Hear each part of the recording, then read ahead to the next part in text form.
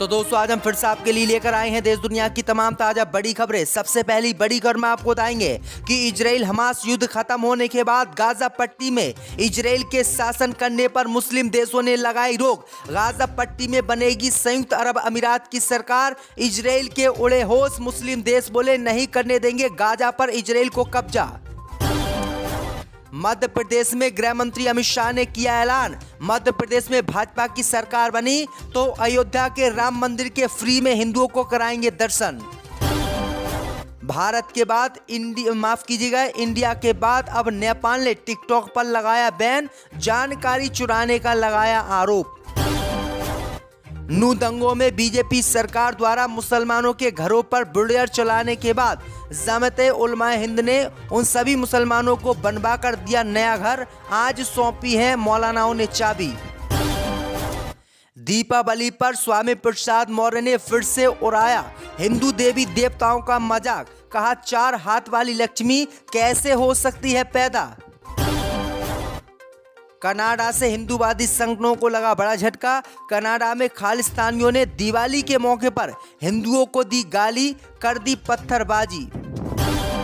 सीमा हैदर के खर्चे नहीं हो रहे हैं कम, अब घर चलाने के लिए सचिन मीना को करनी पड़ेगी मजदूरी। तो दोस्तों सभी खबरों को आपको एक एक कर बताने वाले हैं, वीडियो को लाइक कर चैनल को सब्सक्राइब कर दें। इसी बीच पर तो दोस्तों अगली खबर की ओर, तो इजराइल हमास युद्ध खत्म होने के बाद गाजा पट्टी पर होगी संयुक्त अरब अमीरात की सरकार।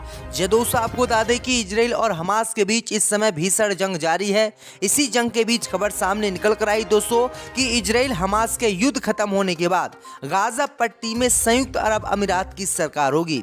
दरअसल आपको बता दें कि इजराइल और हमास युद्ध के बाद गाजा पट्टी पर इजराइल ने सरकार बनाने से इनकार कर दिया। इजराइल की सेना ने कहा कि हम गाजा पट्टी में आतंकियों का खात्मा करने के बाद गाजा पट्टी पर कब्जा नहीं करेंगे और ना ही हम इसमें सरकार बनाएंगे। वहीं आपको बता दें कि इजराइल के मना करने के बाद मुस्लिम देश संयुक्त अरब अमीरात सबसे आगे आया है।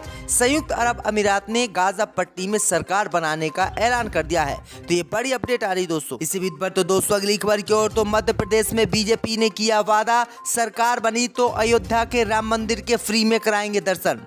दोस्तों आपको बता दें कि मध्य प्रदेश विधानसभा चुनाव के लिए भारतीय जनता पार्टी ने बड़ा वादा जनता से किया है। दरअसल आपको बता दें कि गुना के राथोगढ़ में अमित शाह चुनावी जनसभा को संबोधित कर रहे थे। इसी के चलते गृह मंत्री अमित शाह ने मध्य प्रदेश की जनता से वादा किया है कि यदि मध्य प्रदेश में उनकी सरकार बनती है तो भारतीय जनता पार्टी भगवान रामलला के दर्शन का खर्च वहन करेगी। यानी गृह मंत्री अमित शाह ने साफ कहा है कि अगर बीजेपी की सरकार मध्य प्रदेश में दोबारा से बनती है तो हम अयोध्या मध्य प्रदेश के हिंदुओं को लेकर जाएंगे और राम मंदिर के फ्री में दर्शन कराकर लेकर आएंगे। अमित शाह के इस बयान के बाद अब सियासी उलटफेर फिर से मध्य प्रदेश में मच गया है। इसी बीच पर तो दोस्तों अगली खबर की ओर, तो भारत के बाद अब टिकटॉक ऐप को नेपाल ने किया बैन। दोस्तों आपको बता दें कि Chinese short video app TikTok को लेकर भारत के बाद अब पड़ोसी देश नेपाल ने भी बड़ा एक्शन लिया है।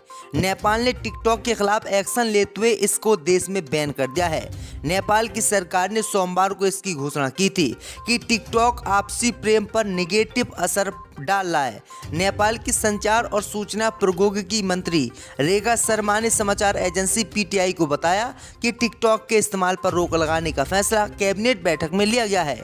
इसके बाद लोग नेपाल को लेकर बातें कर रहे हैं।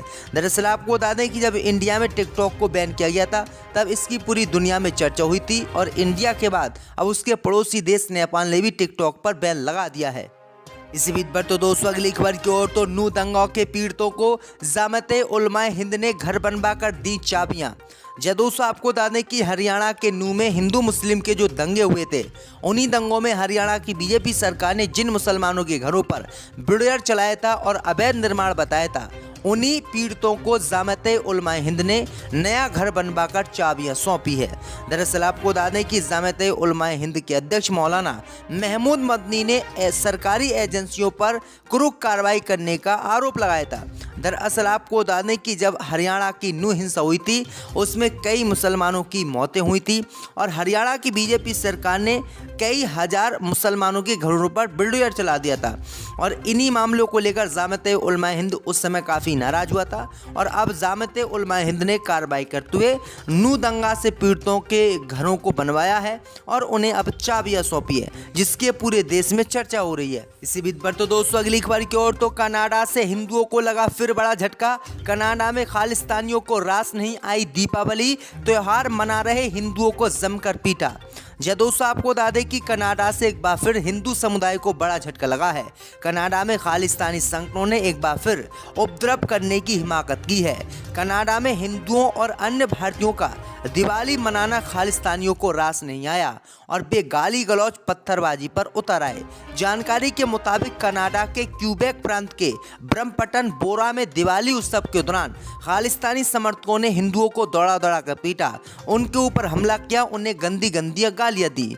रिपोर्ट के मुताबिक इस उपद्रव के सामने आने के बाद कनाडा पुलिस ने भी उन पर एक्शन नहीं लिया और वो भी खालिस्तानियों के सामने ढीली पड़ गई। तो ये बड़ी अपडेट आई दोस्तों कि खालिस्तानी लगातार कनाडा में हिंदुओं के मंदिर तोड़ रहे हैं, हिंदुओं को पीट रहे हैं, लेकिन मोदी सरकार मौन है। इसी बीच पर तो दोस्तों अगली खबर की ओर, तो स्वामी प्रसाद मौर्य ने भगवान मां लक्ष्मी का उड़ाया मजाक, कहा 4 हाथ वाली लक्ष्मी कैसे पैदा हो सकती है। जब दोस्तों आपको बता दें कि अपने विवादित बयानों की वजह से सुर्खियों में रहने वाले समाजवादी पार्टी के नेता स्वामी प्रसाद मौर्य ने एक बार फिर से हिंदू देवी देवताओं का मजाक उड़ाया है और उन पर अपमानजनक टिप्पणी की है। सोशल मीडिया प्लेटफॉर्म ट्विटर पर पोस्ट करते हुए स्वामी प्रसाद मौर्य ने कुछ तस्वीर पोस्ट की जिसमें वह दिवाली के दिन अपनी पत्नी को टीका लगाते हुए नजर आए। फोटोज के साथ उन्होंने लिखा कि दीप उत्सव के अवसर पर अपनी पत्नी का पूजा व सम्मान करते हुए कहा कि पूरे विश्व के प्रत्येक धर्म, जाति, नस्ल, रंग व देश में पैदा होने वाले बच्चों के 2 हाथ, 2 पैर, 2 कान, 2 आँख, 2 नाक होती हैं और 1 सिर, पेट व पीठ होती है। 4 हाथ, 8 हाथ, 10 हाथ, 20 हाथ व 1000 हाथ वाला बच्चा आज तक पैदा नहीं हुआ है।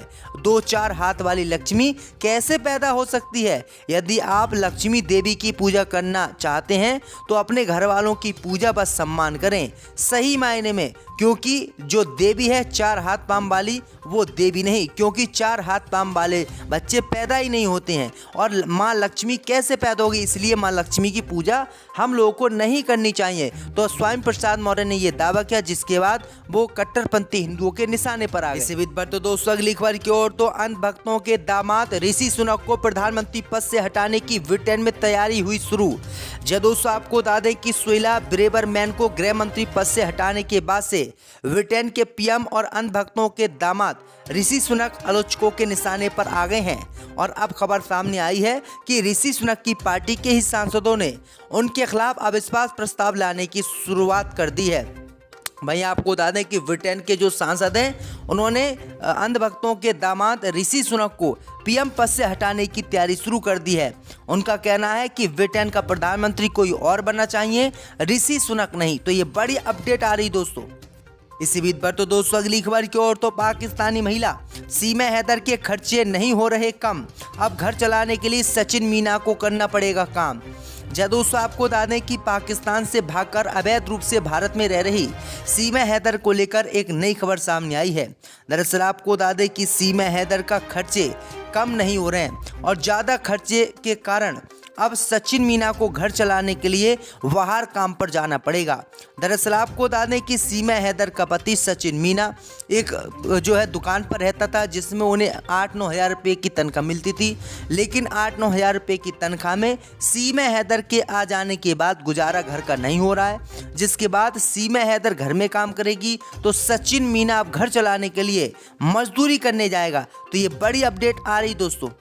इसी बीच पर तो दोस्तों अगली खबर की ओर, तो मौलाना अरशद मदनी ने हिंदुओं के खिलाफ दिया बयान, कहा हिंदू दूसरी जाति में शादी नहीं करते तो मुस्लिम लड़कियों को क्यों बना रहे हैं निशाना।